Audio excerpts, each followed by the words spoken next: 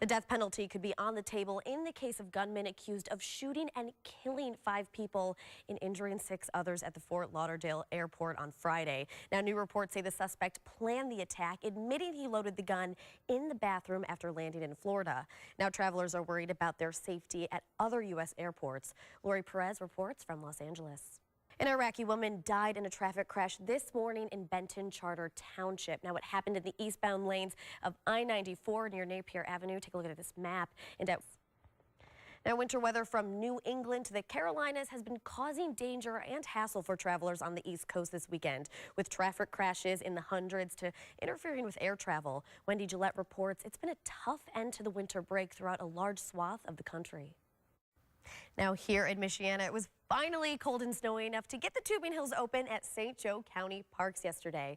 WSBT 22's Jesse Schultz was out on the hills for day 1 of tubing at St. Pat's. And while it may be bitterly cold outside for some, lots of folks were still anxious to hit the hills.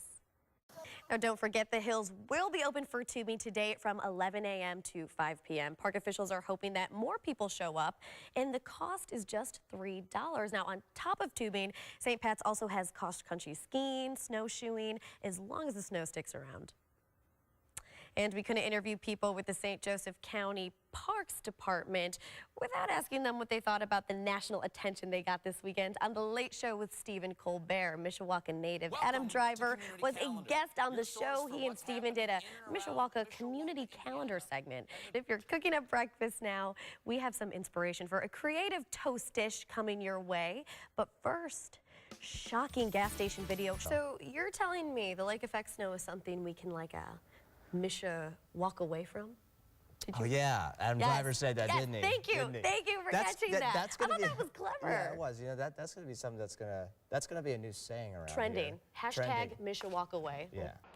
These kids worked all year to create the perfect robot, and this weekend they're putting them to the test. 180 teams of elementary, middle, and high school students. In just a few minutes, we'll have our Camp K9 Pet of the Week to show you. But first, where in the world can you get toast stacked this high? All that right after the break.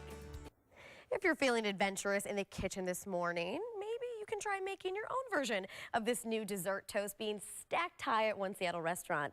Our digital reporting partners at Circa have a little taste of what this honey toast is all about. It's amazing, but for more on this story and other features, go to our partner's website, circa.com. Good morning. This little pup named Horace needs a home. We'll be learning more about him with Linda's Camp K9 in just a couple minutes.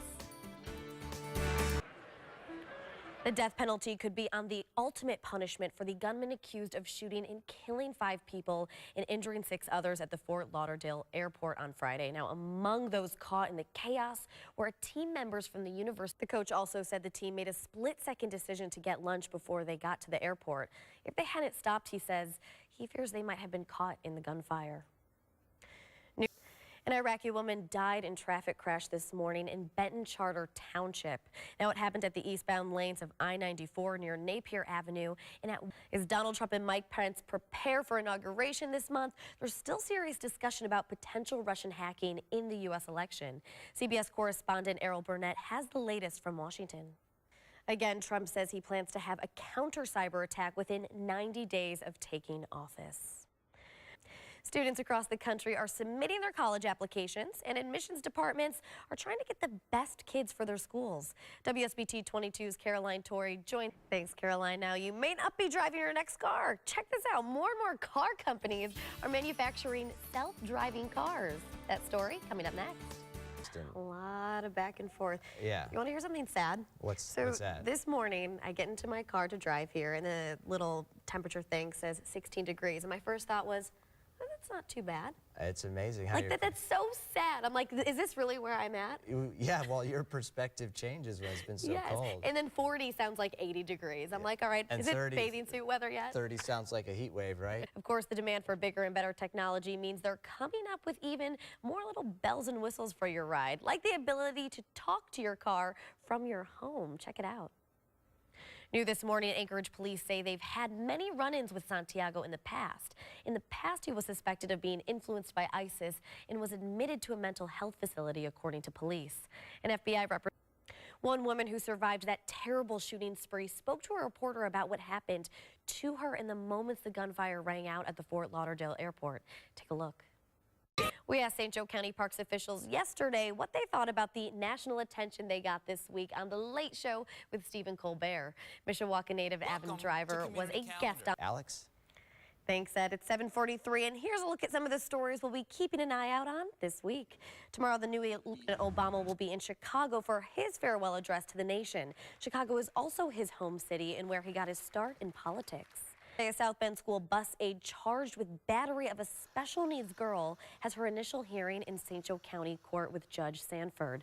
And finally, on Friday, the Valley knew this morning colleges across the country are narrowing the list of prospective students for this coming school year. There's just a few months left until students make their final selections. WSBT 22's Caroline Torrey is here in the studio. Caroline, some schools have made changes to the recruiting process because of changing graduation trends. New Testament and some pennies. Now, these are all trinkets found in a 19th century time capsule some folks found after. So we told you about self-driving cars, but coming up, we'll show you more smart appliances hitting the market.